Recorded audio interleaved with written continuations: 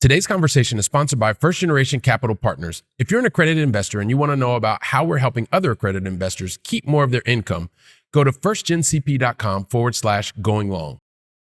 When somebody presents me with a new opportunity, I ask myself, how is this going to get me closer to my goal? Right. And if I can answer within a split second, right, then that's an opportunity I need to explore a little bit further. If there is the slightest pause, it's a no. You're listening to the Going Long podcast with Billy Keels, the #1 podcast for long-distance real asset investing. Welcome to the Going Long podcast. We're back once again to continue to help to educate you so you feel much more comfortable as well as confident investing beyond your backyard. And yes, I'm your host, Billy Keels, and I am super excited about sharing today's conversation because it's going to be absolutely awesome. I know you're going to get a lot out of this, especially if you're someone who is in a W-2 today and you're thinking about, wow, what else can I be doing? It's going to be awesome. Listen, you also know, everyone, we continue to move up the charts. Really appreciate you and the way that you are sharing the episodes. If we talked about leaving your honest written review as well as rating. Really appreciate that. Starting to even see a lot of you are beginning to post like screenshots of the podcast and share them across social media. Make sure you tag us when you do that, please, because sometimes I get them after the fact, which would be greatly appreciated. It's one of these things. We like it. We love being able to see that you're getting value from this, and we want to continue to bring you more. And so, also, speaking of which, the podcast episodes, all the solo episodes, all the interviews, you can go to firstgencp.com/podcasts and find every single one of them. And so every single one, literally every single one of them, just go firstgencp.com/podcasts. As for today and the conversation that you're going to listen to, really, really enjoy the energy in this conversation. It's been absolutely fantastic. Talk about some concepts. If you're in a W-2 today and you're trying to figure out, hey, listen, what else can I be doing? Well, we've got none other than the W-2 capitalist himself, Mr. J. Helms, and then we're going to get to that conversation just after this. Are you a busy, high-paid professional, someone that in the previous 2 years has earned $200,000 and is expected to earn $200,000 this year? Or maybe if you filed jointly, previously you've earned $300,000 the previous 2 years and you're also expected to do that this year. Or maybe if not, either individually or jointly, you have $1 million in net worth, not including your primary residence. If you meet any of these criteria, then you're someone that the IRS considers to be an accredited investor. That probably means you're someone like an enterprise software sales executive. You may be an executive in a major corporation. You may be a doctor. You may be a lawyer, maybe a high-paid consultant. You may even work for a major sports franchise. The thing I know you have in common is that you continue to do the hard work. Like you're doing 100% of the work and you're only bringing home 50% of the reward because you continue to get crushed by your income taxes. If you are tired of this situation and you're looking for a new solution, then go to firstgencp.com/going long. When you get there, that's going to help you to start the journey so that you can begin to take back control of your taxes, take control of your time. And then also that means you're going to be able to spend more of the time that you want with the people that you love the most. And that is the way that you're going to get the personal freedom that you're looking for. So if you're looking to take back control, go ahead and go to firstgencp.com/going long and see how we can help you today. So you know what?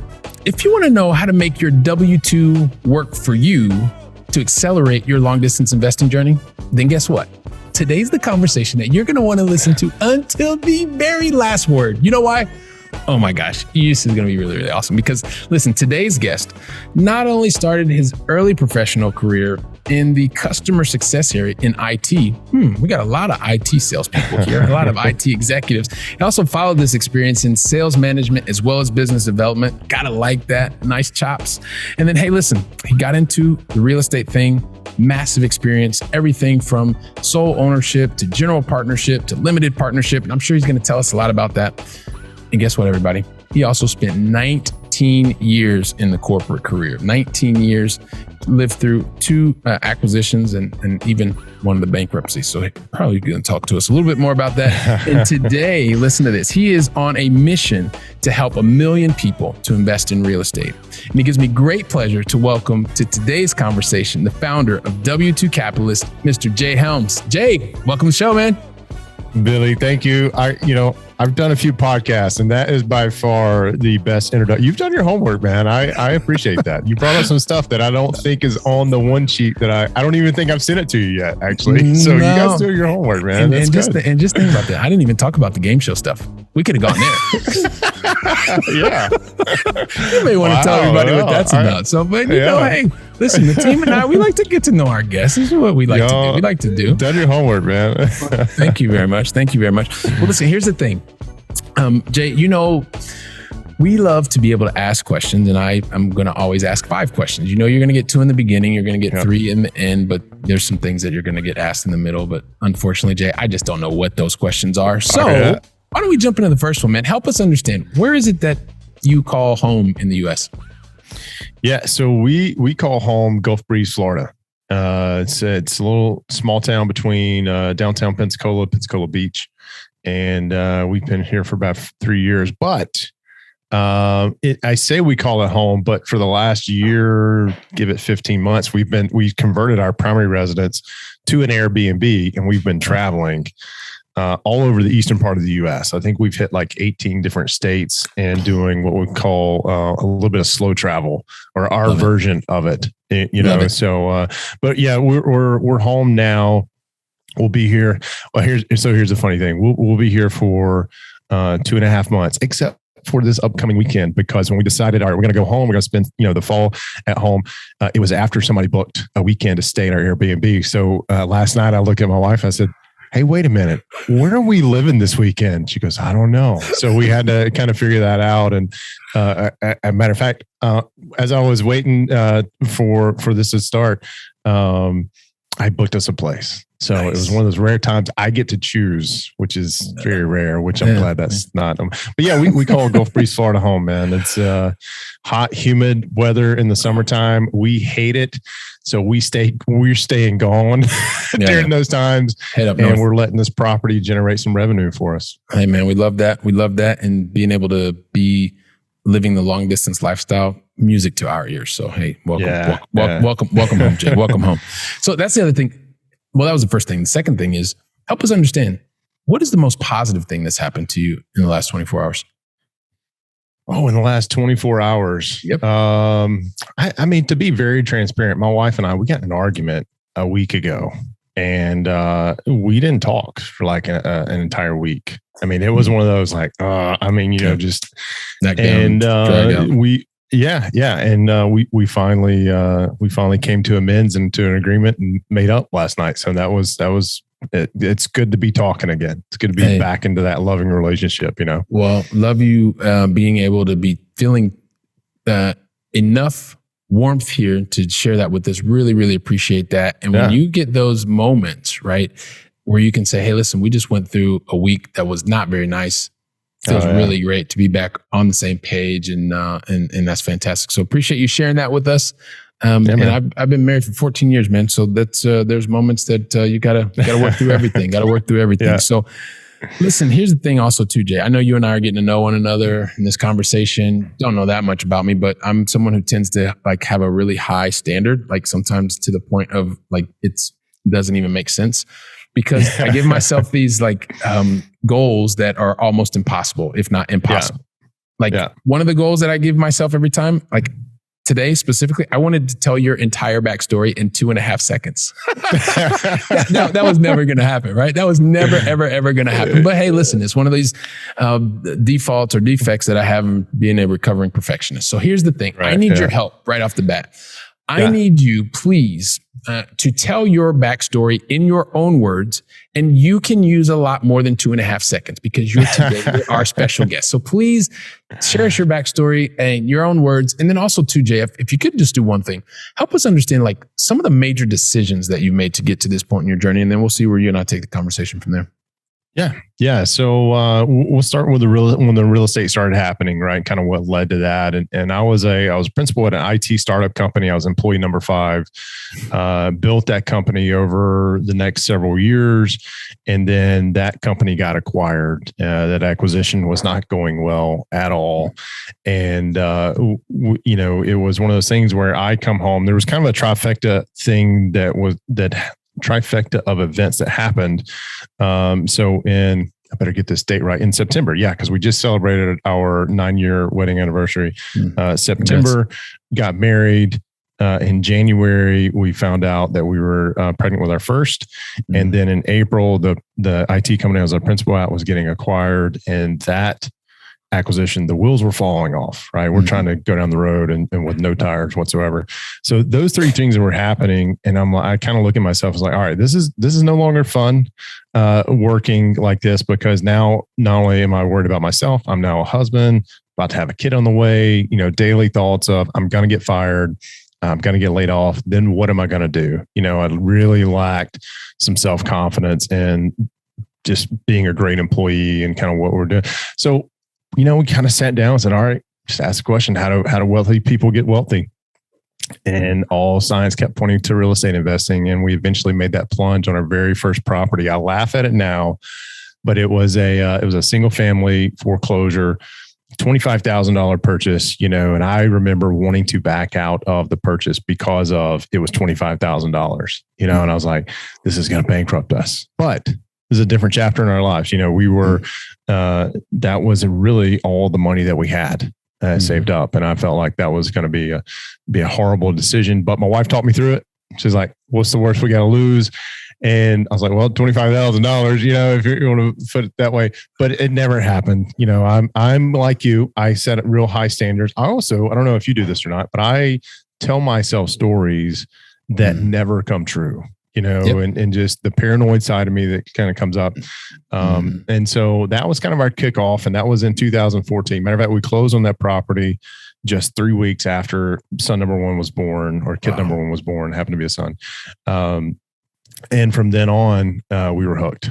And our net worth and our cash flow has been nothing but just, hockey stick since then, which led to, we kept buying properties. We'd buy maybe 1 or 2 properties a year, leading up to May of 2020. And then May of 2020, I was laid off from the company I was working at. I had actually changed jobs a couple of times. There was a second acquisition after the first one. A lot of painful memories were being relived through that, right? And I'd had enough, and I started looking around at other jobs and found one. And I was a sales manager, sales director had a sales team and whatnot for the entire US, and great money, great people. And then COVID happened, and the company I was working for decided, all right, we've got to make some changes. We got to pivot, or try to pivot. And I was laid off, and we had been building our portfolio for the last 6 years. Not quite comfortable enough, again, I got my security blanket, I got my W-2 paycheck, it's coming in. I didn't want it to go away. And then after about 3 days of kind of moping around the house of being laid off and being confused on why so-and-so wasn't laid off, because I saw what his sales team was producing that wasn't the same as mine, I made the decision. I was like, all right, this is a kick in pants I needed. I'm never going to go back to the W-2. We're going to make this real estate investing thing work. And that's what we've been doing for the last 2 years. We actually, I was putting a presentation together yesterday and realized we've made more acquisitions this year, in the midst of a recession, in the midst of a crazy economy, whatever. We've made more acquisitions this year and more private money loans this year than we have in the last 5 years combined. And I think, and this kind of goes back to your next question, I started getting out of my own way, right? And I started surrounding myself with people who were doing it, who were telling me, hey, you're not crazy for thinking that. But let me tell you what I've experienced. I'm a little bit further down the road than you are in this scenario. Let me tell you what I did, what worked, what didn't work, Yeah. So, and when you get that moment of just clarity, and then you begin to take action on that clarity and surround yourself with people that are already steps ahead of you, right? Yeah. That's the key. And I like how you phrased that. You didn't say necessarily the person that's been doing it for 50 years, but the person who's ahead of you, right? That's absolutely key, which I appreciate. You said one of the other things too, and I just kind of want to talk about it right from the very beginning, because you've mentioned that you are kind of moving around. You were very clear as to why you went into real estate, because, well, you just sat down and had the moment and wanted to look around and, ask yourself that really great question, which is, how do wealthy people get wealthy? And so you figured out this was one of the ways. At the same time, Jay, you're doing something that most people consider to be extremely contrarian, right? You're in a great place here. A lot of it. Let me break it down. I'll tell you. The part specifically that says, because like when I read my books, like whatever, it was over a decade ago, and I started investing, or I wanted to start investing, but I got caught up in my own head and I just got into theory. I was afraid to get out there and actually, put money, because I thought I was going to lose the whole $25,000. So we've got that in common. But you ultimately decided to say, hey, listen, you live in Florida, but also you are investing in places that are not in Florida, where you've been a limited partner or you've been a general partner. And that is so contrarian, because most of the time they say, well, listen, you have to be a landlord. You have to buy where you live. And I'm not saying that you can't do that, but it takes, I believe, a certain impetus to go beyond where you live and invest beyond your backyard, which is the whole thing about the Going Long podcast. So maybe give us some insight into what it took for you, Jay, to say, hey, listen, I am going to invest in a place that I don't actually live. I may not be going there with my family either. Because sometimes people get stuck, and everybody comes here to the Going Long podcast because we want to find out what other people's motivations were. So share a little bit with us. Yeah. So two parts to that. I got tired of banging my head against the wall and trying to find a deal here in Pensacola. We're very conservative from our real estate investing criteria. So when we look in Pensacola and kind of Gulf Breeze where we lived, it was really hard to find a deal that checked all of our boxes in like 2017, 2018, and since then. And so, I kept hearing about this thing of passive income, multifamily passive income. And luckily I'm very lucky to have a couple of guys in my mastermind who focus on that, and they do a very good job of providing returns. And so I started getting to know them. And so a lot of folks talk about investing criteria, but what they don't necessarily talk about is partnership criteria. And so I started thinking about, all right, and this has saved me several times. Matter of fact, I almost entered a partnership earlier this year with a guy, and he and I had a great relationship for years. And I got to know him, and he said something one day that just infuriated me. And I kind of sat back and I was like, wait a minute, why am I getting so mad? This is a potential partnership. I already said, yes, I'm involved. Let's start working. And I sat back, and whatever he said made me pause and just think about, okay, this guy's been married 3 times. He's told me stories about where he sued his partners before. He's been sued by his other partners before. I'm like, these are red flags. I should not be involved in this. I backed out of the deal. And so what I kind of put together without knowing it was a partnership criteria, right? And I've got to know somebody. And that's where, when you look at investing from afar or investing out of your own backyard, it really comes down to the partner that's representing the deal and how well you get along with them. Like when I look at somebody as a potential partner, they got to be married. And because then I get to know him, get to know their, how they treat each other. I was going to say get to know how they treat their wife, but there are wives who sponsor deals too. And so I get to see how they react with their spouse, and I get to see because essentially when you invest with somebody in a multifamily deal or any kind of partnership, you're getting married for as long as that partnership exists. Right. And so I did not want to get into a relationship with somebody I'm always going to argue with, who I may not fully trust. And so I spent some time, there's a minimum, I put a minimum mark on it just so people can wrap their head around it, of 6 months. Like I've got to know you for about 6 months before I'm going to pull the trigger and say, here's money, go do whatever. And that 6 months is not, Billy, you and I have a conversation today, and then 6 months from today, we have another conversation, and that checks the box. That's not how that works, right? I mean, there's got to be some. Are you sure, some Jay? relationship. Are you yes, sure? Yeah. I got a message the other day on one of the social media platforms, and this guy was like, hey, I got a 172 unit under contract. And that was it. That was his message. I was like, great.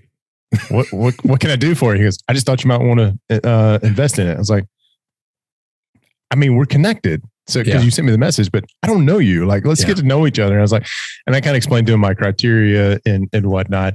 And I said, maybe on the next one, let's get to know each other. Maybe on the next one. Haven't heard from the guys since. Yeah. Right. So it's kind of a filtering mechanism, but I get to know the partners more so than the properties. Matter of fact, we're currently involved as LPs in 2 different syndications.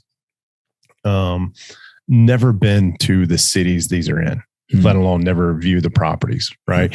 Because it comes down to the partners that are involved. I fully trust that they're going to do what they say they're going to do.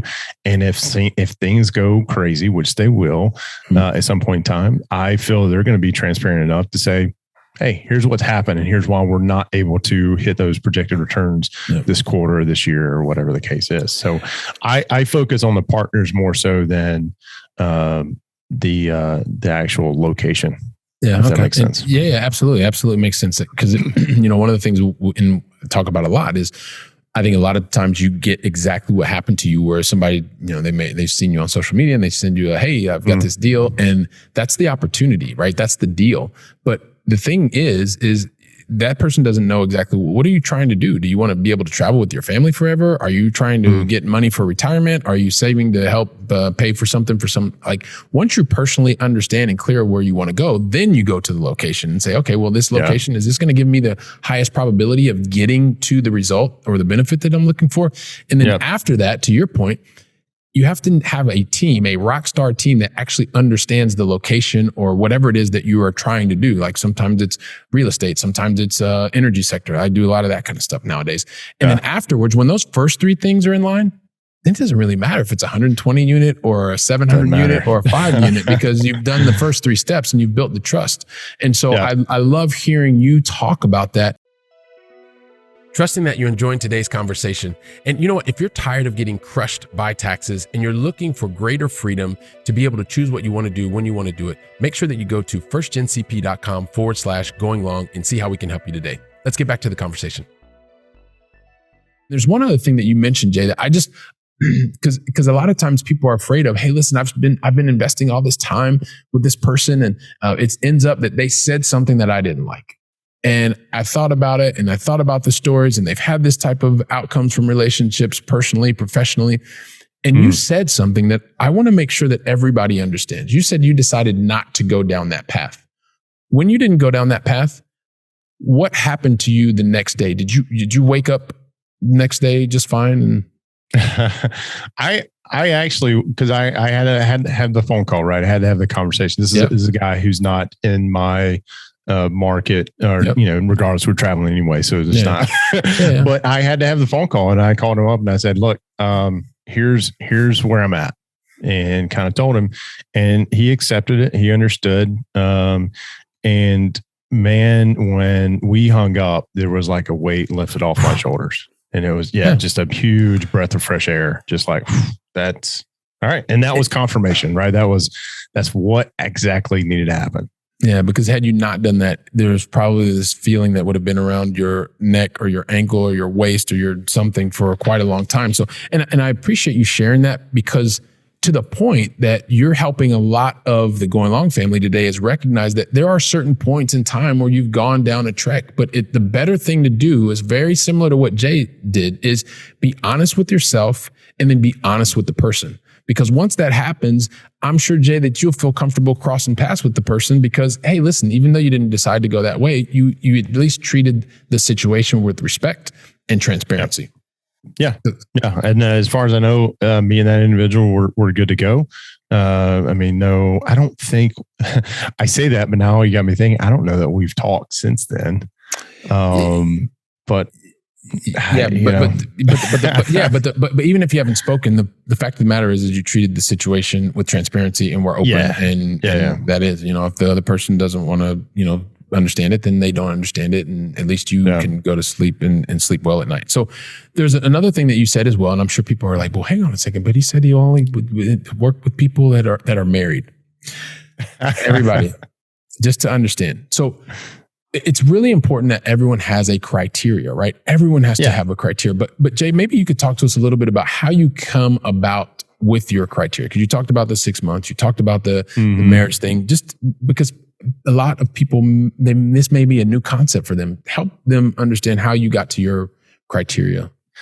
Experience, man. I've been through some really horrible partnerships in the past. And it was just, when I finally sat down and said, okay, which partnerships worked really well? Which partnerships did not? Let's evaluate what those look like, and the marriage thing. And yes, people invest for all different reasons. You said something earlier about goals. And one of the challenging questions that came to me a couple months ago, because we're presented with new opportunities all the time. Right? Yeah. And so now the question is, when somebody presents me with a new opportunity, I ask myself, how is this going to get me closer to my goal? Right. Yep. And if I can answer within a split second, right, then that's an opportunity I need to explore a little bit further. If there is the slightest pause, it's a no, because because then I'm going to start grasping for straws and trying to make it work. But yeah, the criteria is just something I built over time. Everybody's going to have their own, just like everybody has their own investing criteria. The marriage thing, being married, and seeing how those relationships work, or how our marriage relationship works, and how that closely that ties into a partnership on a real estate investing deal. I just said, all right, let's make sure they're married, right? If they've been divorced once, I feel like everybody gets a pass, because sometimes, things just don't work out. But if there is life happens. If there is a continuing trend there where there's a divorce, they're married, divorce, then that's a red flag, right? To me, that just shows that there's something there. There's a common denominator in that situation where maybe they just don't treat people with the utmost respect or whatnot. And again, we're presented with opportunities all the time. There are plenty of opportunities. Why shouldn't I be able to narrow my focus and do the opportunities I want to do, right? Just like anybody listening. Don't grab everything that comes at you. Just focus on what makes sense for you. Yeah. And in the same way, right? So Jay's sharing his perspective, his life experience. There may be somebody else today that says, hey, look, I would prefer to work with people that are single or that are whatever. But the important part is that you have a criteria, because that's a framework which is going to help you to not, just what Jay said, you're not going to spend a lot of time, a wasted time, because eventually you're going to figure out that, hey, frameworks really help to get to decisions, making decisions faster. And the more no's you get is probably the better thing, because it helps to save your brain. Those are the guardrails that are going to keep you focused. That's exactly it. Just having them up is the point there. Right? So so when you have this up, and you talked about losing the money earlier and potentially losing the money, I've shared with you being a recovering perfectionist. You've got to always work through these things. Like, to talk to us about how do you work through fear, and maybe give us an example of like how you are combating it even today. Because I think a lot of times people will get afraid and they're like, I'm not going to do that because it's new or whatever. Talk to us about that. So, fear is one of those funny things, and I battle confidence issues. I've battled confidence issues my entire life until I started adopting this kind of concept. And what I adopted was, when it comes to investing, if it hits our criteria, then I got to ask myself, okay, what's the worst case scenario here? Right. Mm-hmm. And then the follow-up kind of kick in the butt question is, can I live with the worst case scenario? And if I can, then you just punch the fear in the face and you move forward. And one of those, that conversation I was talking about, I dreaded having that conversation, because I knew this guy, I respected him, but I just knew from a partnership it wasn't going to work. And so one of the things that I've really tuned in on the last year is listen to your gut. There's scientific studies that there's, 80 billion neutrons that are connected in your brain and your gut. So when it says listen to your gut, you're really listening to the subconsciousness of your brain, right? And so really listen to your gut and really get in tune on what that means. And then if I'm afraid of doing something, or concerned about doing something, having a conversation or whatever, it is the very first thing that I'm going to do next. Right. Mm-hmm. And so what that does is it allows to get that mental capacity, that fear, that thing I'm worried about, it just gets it out of my brain. Right. And now I can go focus on everything else, where let's just say if it's first thing in the morning, I will go do that right then. Right. Because if I don't, then the rest of the day, I'm going to be thinking about it. I'm going to try, because I know that's what needs to be done. But if I put pause on it, then throughout the day, I'm making excuses, and it's just weighing heavier and heavier on me. And this took a long time to and I'm not perfected it by no means, but to even give myself the confidence to actually do that. Right. And it's kind of funny. I challenge our kids. My wife does not like this, but I challenge my kids every day. It's like, do something today that scares you. I was like, but.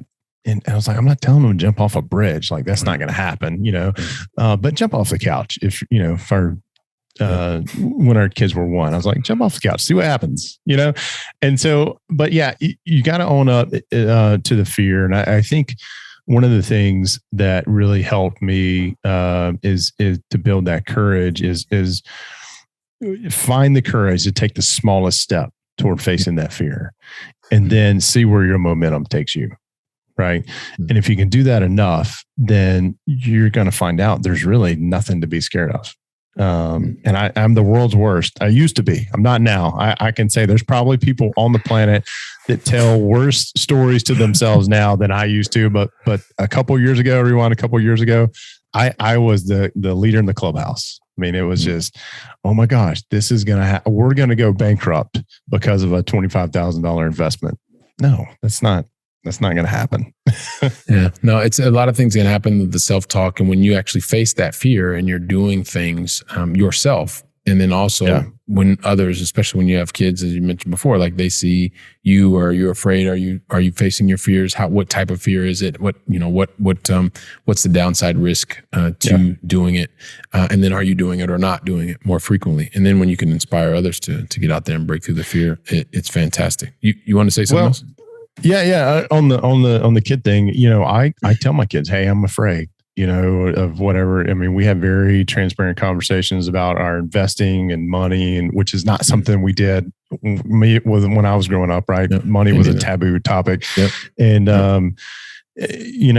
and so I share with them, hey, I'm afraid. And, when I recognize they're afraid, then I'll say, hey, I get that you're scared. Right. I get you're afraid of this.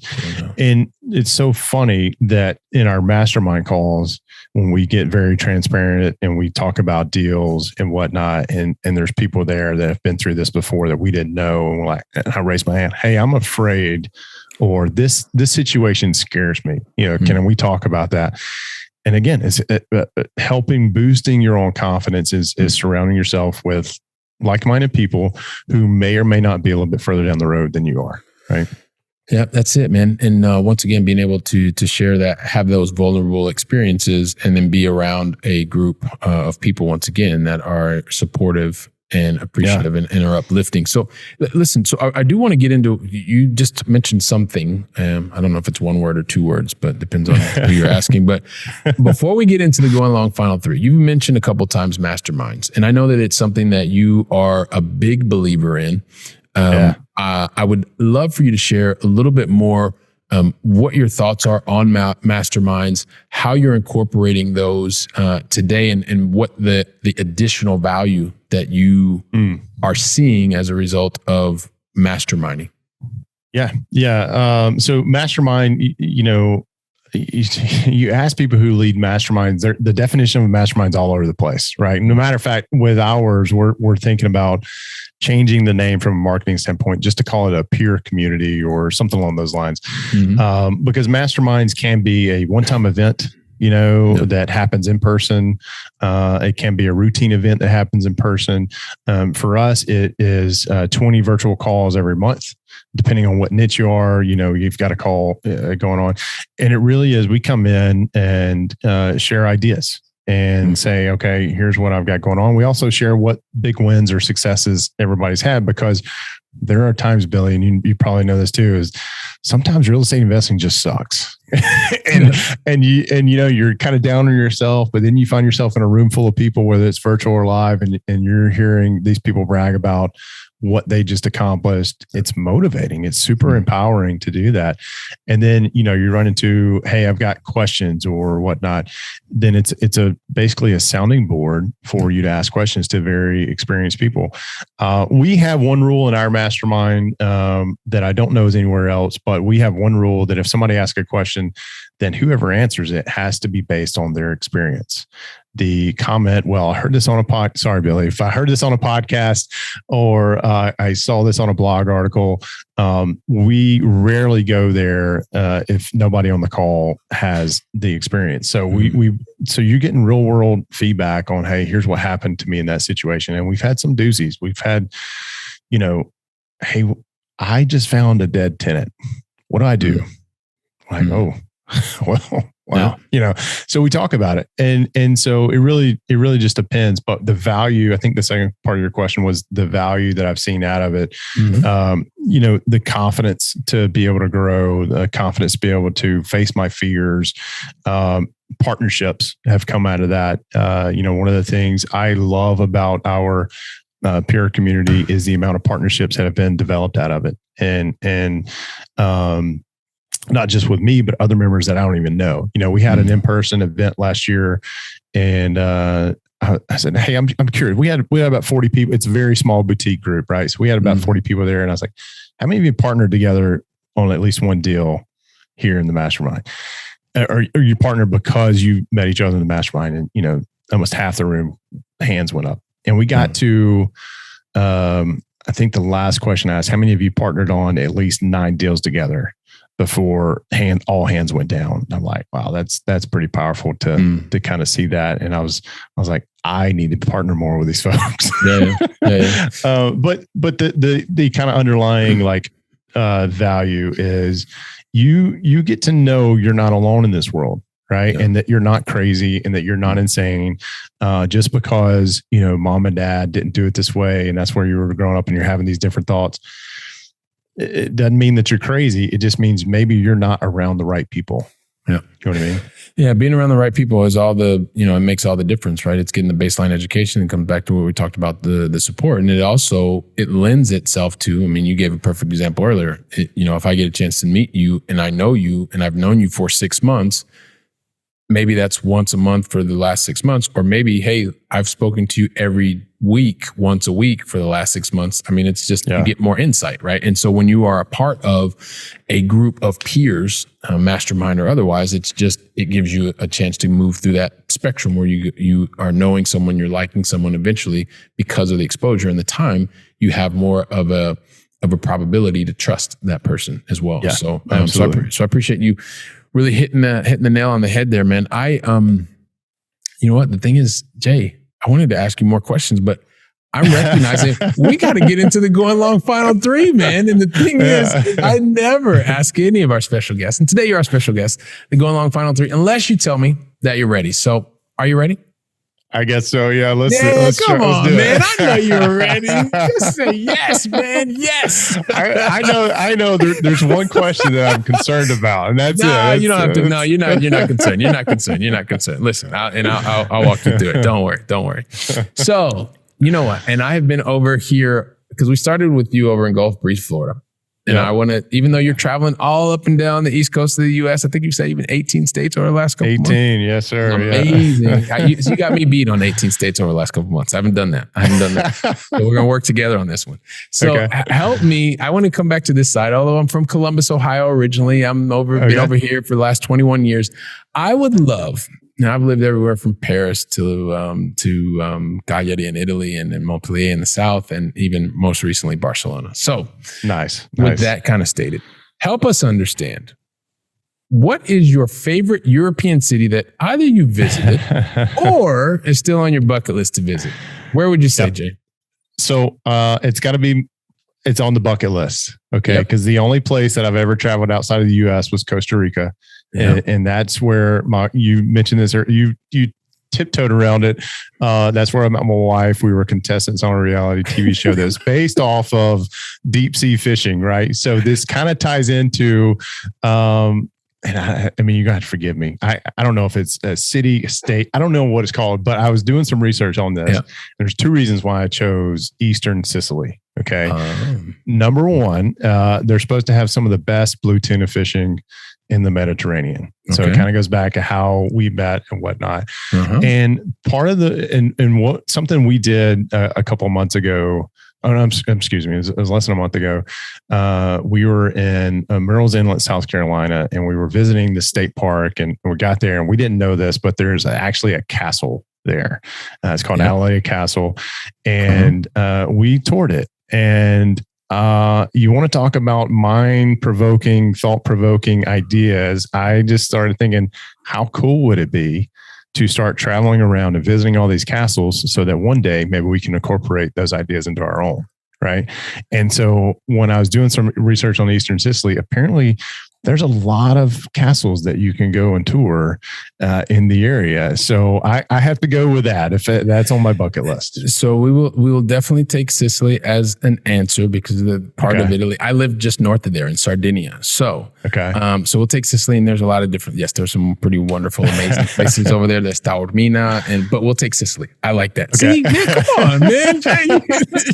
You thought this was going to be a big deal. Like, you knocked it out of the park. You knocked it out. You did research, man. I love that. But, all right. So you're from Ohio. So I'm a redneck from Alabama. Okay. I grew up in Alabama. Geography was not my strongest suit. So I'm not joking. When I was thinking, is Sicily like a state? What is this? You crushed it, man. You crushed it. I never even thought I was going to get to California, man. But hey, listen, these things happen. These things happen. So when you get over to Sicily, when you're ready for the trip, let me know, and we'll connect on that. We'll connect on it. So here's the next question, right? So next thing, it really has to do with a lot of I would consider myself to be super fortunate, right, Jay? Because like you, I get a chance to meet some pretty amazing people, very successful people. I would consider you to be someone who's very successful as well. You've got an amazing mission, going to get out there, impact a million lives, helping people also be investors in real estate, grow personally, et cetera, et cetera. So with that stated, I guess one of the things that I have recognized, and hopefully you would agree as well, is like one of the things that makes people successful, like the successful people, one of the things that makes them successful is because they, unlike most people, when they put a plan together, they put the plan together and then they go out and they execute that plan, right? And they get everything right the first time, which allows them to go much. You're just, what? What did I say? Wait a minute. You said they get everything right the first time. I want to meet these people. This is funny. It's a joke, of course. I mean, start laughing. I love it. You guys should check out the video version. Jay's got like the greatest smile ever. So here's the thing. Of course not, man. I mean, it's like laughable. Of course they don't get things right the first time, and if they do, it probably doesn't happen like that all the time. Right. That was a joke. The reality, Jay, is people that are successful, not only do they usually not get it right the first time, they probably get things wrong 20 to 50 times more than most people. Right. But they do one thing very differently. And this is no joke. The first one was a joke, but this is no joke. Because every single time that I've seen a successful person make a relevant mistake or learning opportunity or whatever you want to call it, what they expected didn't happen and it was relevant. Every single time they stop, they learn from that mistake, and then they put different strategies, tactics, and actions in place to minimize the probability of that exact same thing happening again. So I don't want you to think about the mistake or dwell on the mistake or dwell on the problem or the learning opportunity, but really think about what was the lesson that you took away from that incident that you know that the Going Long family needs to hear today. What would that one lesson be that you'd share with us? Do your proper due diligence. Just you gotta trust but verify, as the old saying goes. Doesn't matter what a realtor, a broker, a partner tells you. You got to do your own due diligence and make sure that this checks all the boxes. Because at the end of the day, I just use that corporate phrase. At the end of the day, at the end of the day, bingo. This is an extreme ownership type of lifestyle. And while you can have the best relationships with your partners, brokers, realtors, your team, whatnot, it's on you to make the right decision. And I have the only time I've ever lost money in a real estate deal, and luckily it was just a deal that my wife and I did, no partners on it at all. We did not do our proper due diligence. And here's the thing, back to trusting your gut. I knew, like, in going into this deal, I was like, you need to do an inspection. You need to do this. You need to do this. And I felt I got wrapped up in the opportunity, felt like it was going to escape me. And my gut's in there saying, no, do your due diligence, just stick to your numbers. And I didn't. So we ended up losing some money on it. But proper due diligence is the phrase. Proper due diligence and stick to your guns when you get the outcome of the due diligence. Love that. Appreciate it, Jay. And then this is the last one, man. Last of the Going Long Final 3, which is really about helping to feed the brain even more.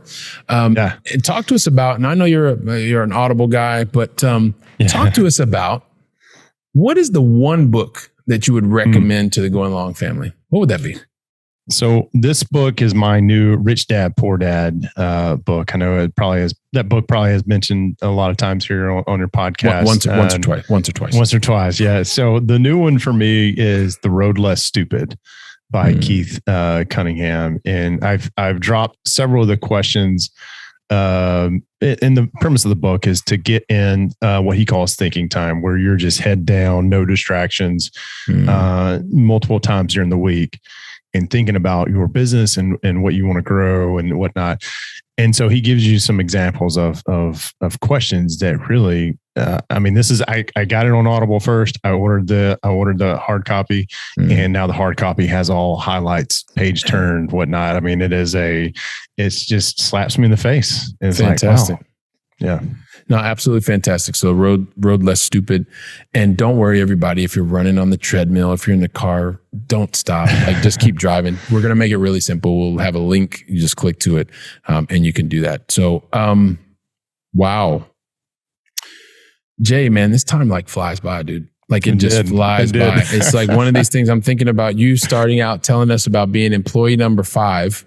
Right. And going through an acquisition, you knew what that was like. And then you also figured out, hey, you've gone through this once or twice, and you finally got to a point where life happened, is what I'd like to say, with the corporate world. And you wanted to just ask yourself that one simple question, which is how do the wealthy get and stay wealthy? And when you figured that out, you and your wife, you decided, hey, listen, not only are we going to learn about this stuff, we're actually going to take action so that we can go from theory to practical knowledge. And as you did that, you understood the risks that were associated. You were scared, you were nervous, you were fearful. You broke through that fear. Fortunately, you have a wonderful wife that also helped you realize, hey, what's the worst thing that can happen, man?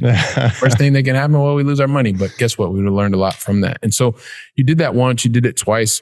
You continue to get more experience. You continue to realize hey, listen, we want to build this. We want to get on the track. And then life happened again. And this time, rather than saying, hey, listen, after 19 years in the corporate world, I know I have a lot of different skills. I know that I've done biz dev, I've done sales development, I've done customer success. I understand the IT realm, all of these different things. So you recognize that, hey, listen, this time I'm just going to surround myself with other people that know more than me, and or people that want to get to the point that I am. You get together, you peer learn, you mastermind, and you're helping people that are all over the US and hopefully after this conversation across the globe, that are also, looking to how do they make sure that they're building their runway to be able to be in a position like you are in today, Jay. So, and everybody's listening to me and they're going, Billy, just be quiet and ask him the question for goodness sake. So here's the thing, Jay. Everybody wants to know, what's the best way to contact you, to get in touch more with you and understand more about what you're doing at W-2 Capitalist? Help us out, please. Yeah. And so one thing I want to circle back around there, one of the things that I like to brag about is our mastermind members. We have people who are either located or logged in from 7 different countries around the world. So it's some in Germany. I was going to say Italy, but that was for something else. But Guatemala, Mexico. I mean, all, I like to say we're international. And so the landing page for everything W2 Capitalist is W2Capitalist.com. But one of the things that I've started doing, just because I am really so passionate about helping folks, is I'm going to give you my cell phone number. So I don't know how international data rates apply or anything, disclosure there. But here's what I want you to do. If you're interested in talking more, or if I can help you in any way, send me a text and say, hey, I heard you on Billy Kill's podcast, on his YouTube channel. And then I will initiate a conversation. If you try to call me, then guess what? It's going to go straight to voicemail, and I'm not going to call you back. So, just to be transparent, I get a lot of spam and calls anyway. So, but yeah, my cell phone number is 205-249-0248. Wow. You heard it here first, everybody. So Jay just gave you his phone number, and listen, this is one of the things that is also very, I mean, he's done something, been very transparent. And when you reach out, definitely reach out and let him know that you've already invested time getting to know more about his story, understanding where he's coming from and where you believe he can help you. And so having that personal invitation is great. And you can also check him out. You're not saying this, but I'm going to say this. I appreciate it. You guys should check him out of his Instagram channel, because I can tell you that he goes through a daily exercise of chasing and battling his fears, and he helps to educate you in a way that's going to be helpful to you. So over on Instagram, and I know you're on LinkedIn as well. And when you reach out to him there, definitely leave him a personalized invitation. So it's just going to help the two of you continue the conversation. And listen, Jay, I can't even, like it's literally flown by, man. On behalf of the entire Going Long family, I just want to say thank you very much for investing your time with me and with us today. And thank you so very much. Really appreciate it. Appreciate it. Enjoyed it. All right, perfect. Jay, give me just like literally 15 seconds and then we'll wrap things up. Okay. Everybody, check it out. Jay made it super simple. He gave you very practical, applicable things that you can go out and go from theory to practice. He's talked about how you can even get together with other people, peer-to-peer, masterminding. Take his advice, take his ideas, and put them into action today. And listen, while you're doing that, I'm going to be here preparing the very next conversation. So until then, go out and make it a great day. And thank you very much. Trust that you enjoyed today's conversation. And once again, today's conversation was sponsored by First Generation Capital Partners. If you're an accredited investor and want to find out more about how we're helping accredited investors to gain their personal freedom even faster, go to firstgencp.com/going long.